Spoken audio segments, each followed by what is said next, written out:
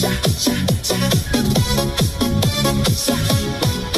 ilaw ng gabi, ikaw ay nakita, parang apoy na di ko mapigilan pa. Tibok ng puso ko'y biglang bumilis, sa bawat galaw mo ako'y nahuhumaling. Hawakan mo ko, huwag kang bibitaw, sa sayo na